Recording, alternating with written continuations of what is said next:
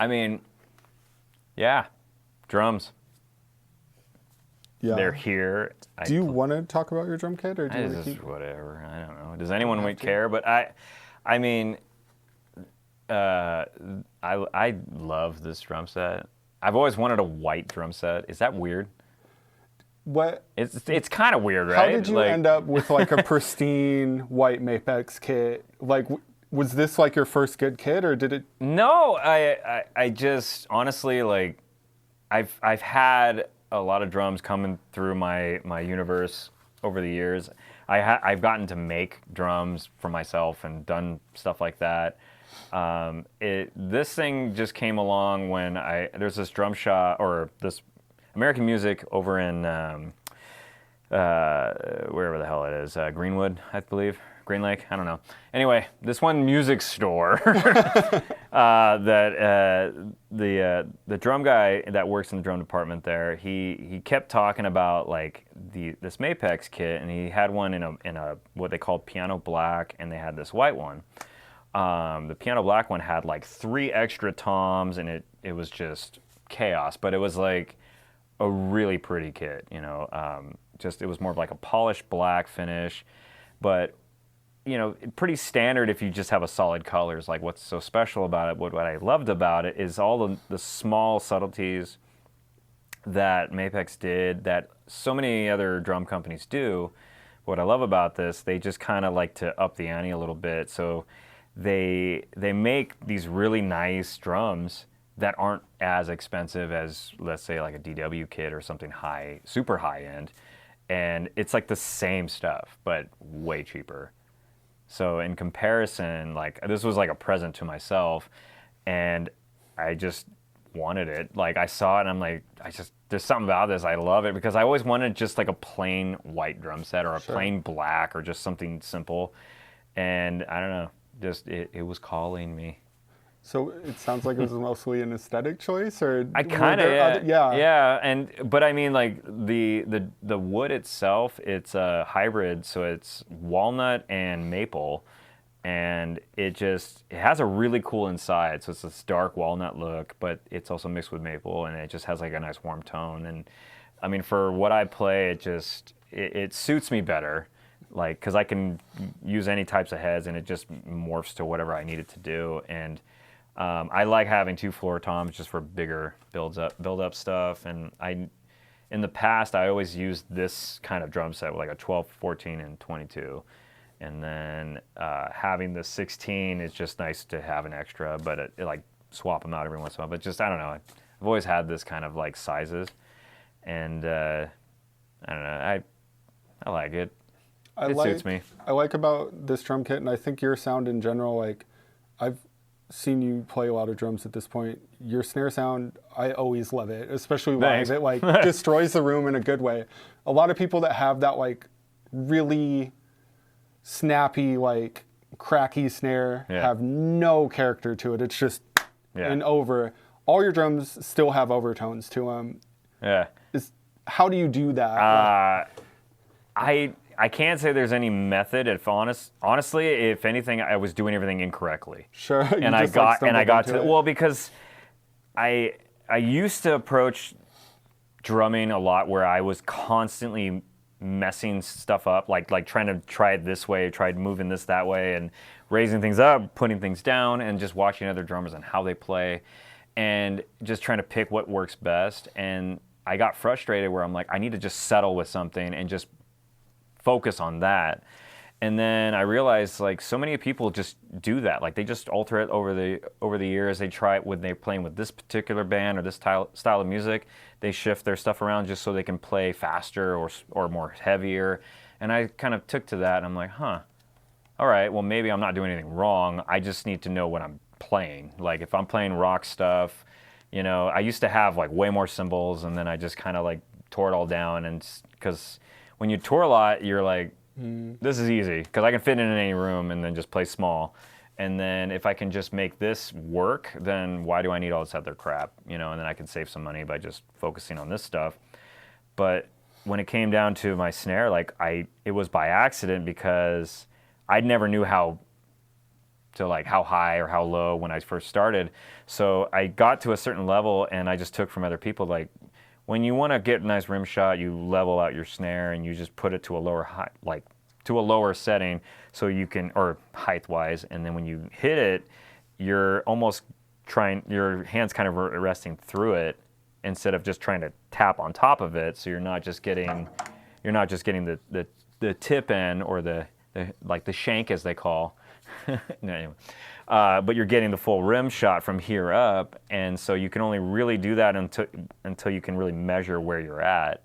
And so I'd always put it lower so I can make sure like I'm almost pushing it down. Sure. And the mistake why I keep saying that is because I would literally be punching my leg, and I would always have this gigantic bruise right by in my inner thigh here, and and so so there was always that problem, and I was like, I just got used to it, and then because it sounded good, and I kept doing that, so I'm just like, that's just part of the pain, I guess. And then over time, I'd like lift it up a little bit, and I don't do that anymore, but I definitely had to get to a position where I started taking tips from everyone else and trying to figure that out. So the same thing with how I set everything up, because whenever I used to teach, or I used to just try to coach people on like how to, or what I think works best, is just using, like very subtle nuances, like have good posture if you can, try to sit up, try to not like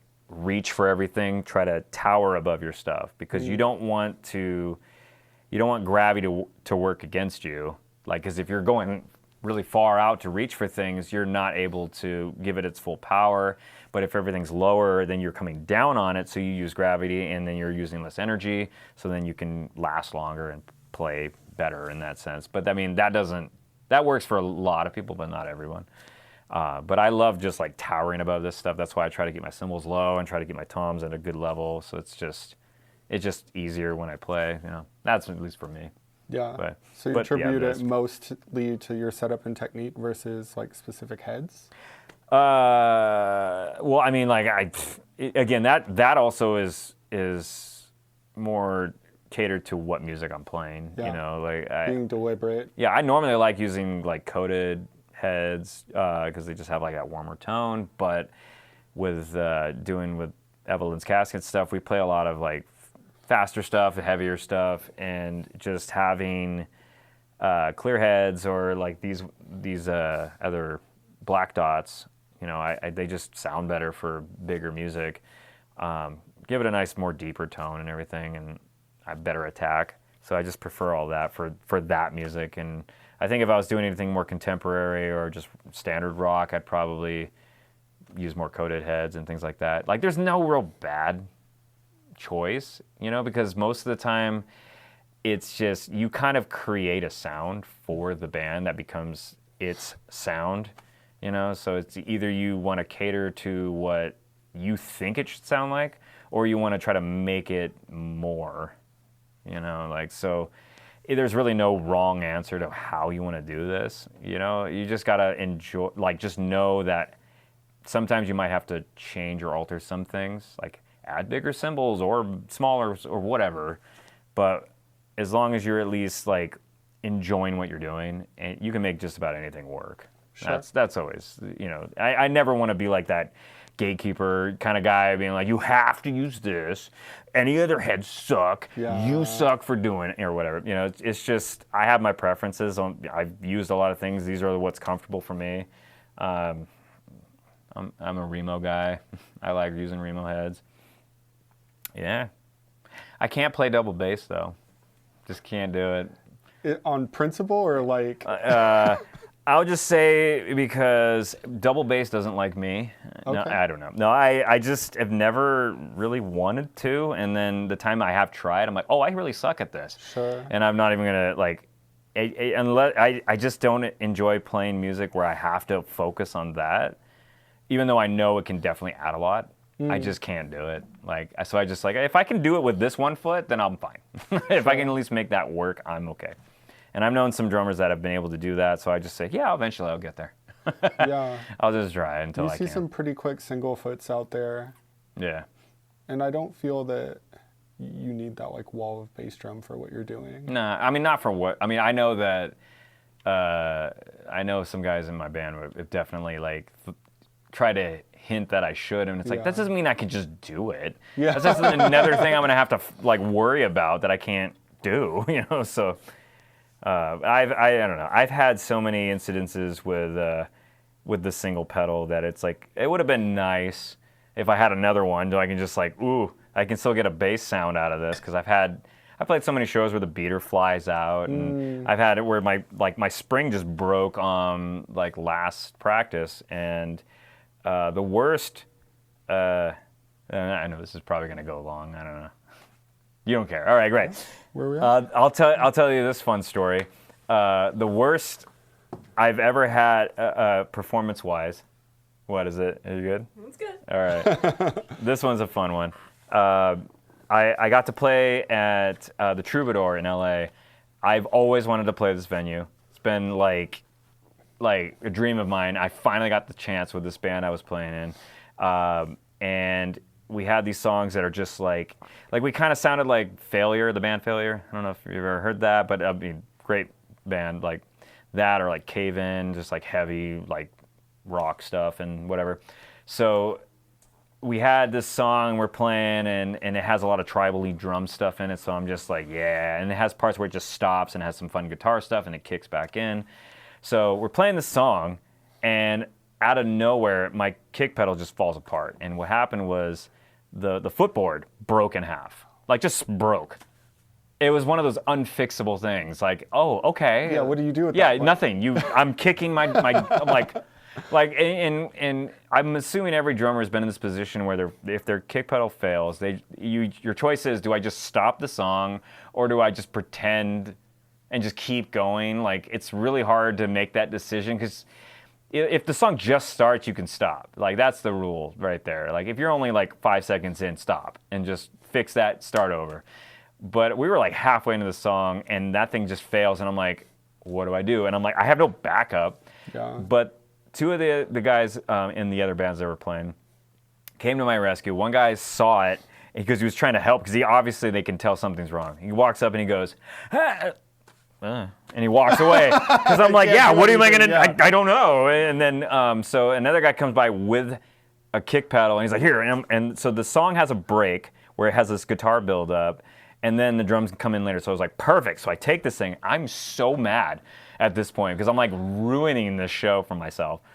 And I pull my kick pedal out, and I put this thing in, and I can see people in the front of the stage, because everyone's just kind of like, what's happening? They're like, catching on. Yeah, they're catching on that something's going on. And at this point, the song is like a long song, by the way. Of course. And at this point, I'm thinking, oh, by the way, I was like 2 Long Island iced teas in on before this performance.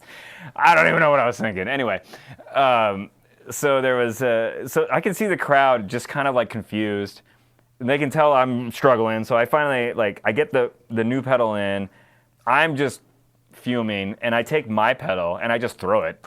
Like, I huck it into the middle of the stage, just to kind of like, in my head, I'm thinking, oh, everyone's gonna understand now, because they'll see it. So I throw it in the middle of the stage, and my bandmates are like, okay, like that was weird. And then so the song's building up, and then I finally kick in with the tribal-y drum thing. We're going, and then the song does another stop, where the drums stop, the music stops, and then one of my guitar players does this like lead kind of thing, and then we kick back in and then go like heavy. So the drum's building up, and then we go plop, and there's silence.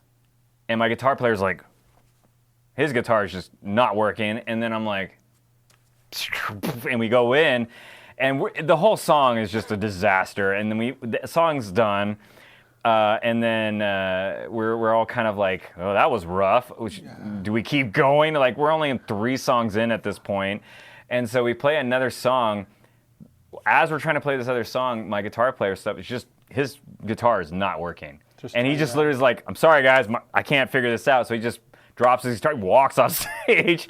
And we're like, so we played a total at this point of 4 songs. and we just called it, and we're like, that... Like 3.5, if we're being Well, we real. played the fourth song. He just didn't play with us, Sure. which was kind of awkward, because that guy just walks off, and people are probably like, did he just quit? Like, what happened?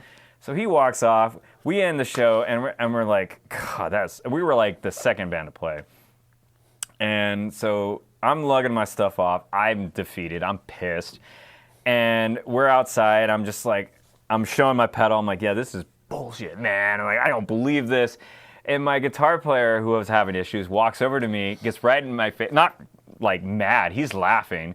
He's like, hey, you want to know why my guitar wasn't working? And we're like, sure, buddy, what is your equipment, like, how did it fail? And he goes, this, and he pulls his guitar cable out, and it's cut, like completely severed. And I'm like, well, that's what... And apparently, when I took my pedal and I threw it out there, I threw it out in the middle of the stage, which severed his cord and just completely silenced guitar player. Sure. And no one knew anything. And so I not only ruined my own set by having just my stuff fail, I ruined someone else's. So at least I did that. You did it. Yay! We did it! Woo! Yeah. And that sucked. And so the rest, my whole experience playing Troubadour, this iconic venue that I've always wanted to play in, has now been tainted with my stupid debauchery, I guess, of dumb happenings. So yeah, fun times. Do you tour with backups now? Oh yeah. Did that change your approach? Yeah. But what's hard is when you play. And you're flying out to places and you're trying to cut back on gear, you can only bring so much stuff. Similar thing happened at the Nosferatu Fest that we played with Nimvin. Like, that was I'm not going to talk about the people that put on the show. They were great dudes. But the equipment we were using was probably the worst equipment I've ever played on. Yeah, like the drum throne would not rise. You could not extend it. So I was either going to play literally on the ground, or I had to find another chair somewhere. So I could not find a seat. So I found a trash can, like literally a trash can, and then I sat on that to play. And we're playing already having just like this issue of crappy gear that we're working with. And so, like, everything just sounded terrible. I had my snare, my own cymbals, and my kick pedal, and I had to use all this other crap. So we're playing, and then one of the songs we were playing, my kick beater just flies off. And I'm just like, you gotta be kidding me. Like, halfway into the song, and I'm just like, yay, and so that sucked. But throughout that whole set, the drums would not stay put. I had my kick drum just constantly moving away, and I'm having to move this back, and then this snare's going this way. It was a nightmare. Like one of the worst shows I've ever played in my life, and it sucked because it was a one-off show we flew out for, and it was packed. Like the place was completely packed, and I'm excited. I'm like, yeah, we've been practicing for this. This is gonna be a fun night, And I was not happy, like at all. Worst show for me. So something about kick pedals and braking and all that stuff, yeah, I don't know. But yes, now I always travel with at least a backup of just about everything. I've always had a backup snare because I've had problems with that too. Not just the snares breaking, because that's one thing. That just sounds weird. Yeah. But when you're playing and the snare head just breaks in, that sucks, because then you're like, like no snare now.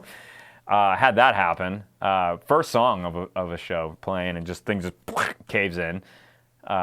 Disasters. They're always fun. Anyway, yeah. I've got plenty more, but they're usually not as funny.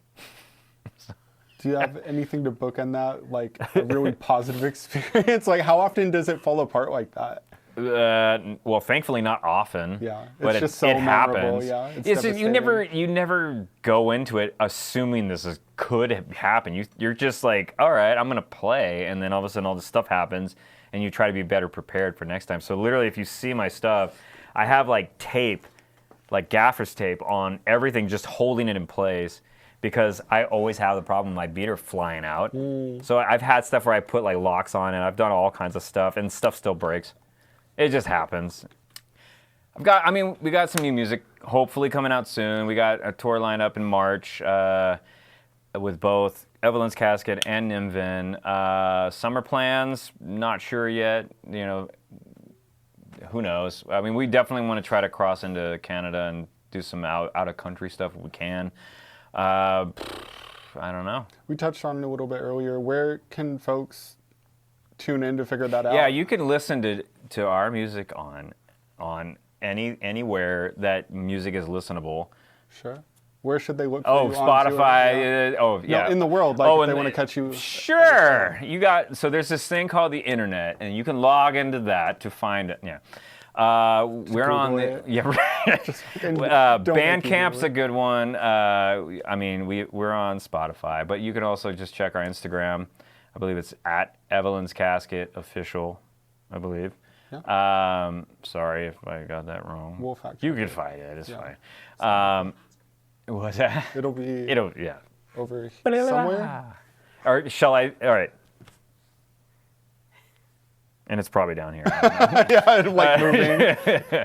But yeah, as far as listening goes, we're on all the listening platforms. But as far as just to know about our tour lineup and any shows we have coming up in the near area, being the Northwest, Facebook, Instagram is pretty much the best way to do it. And yeah. Cool. Yeah, if this all works out timeline-wise, this will come out. They can go look at you on stage. Hopefully.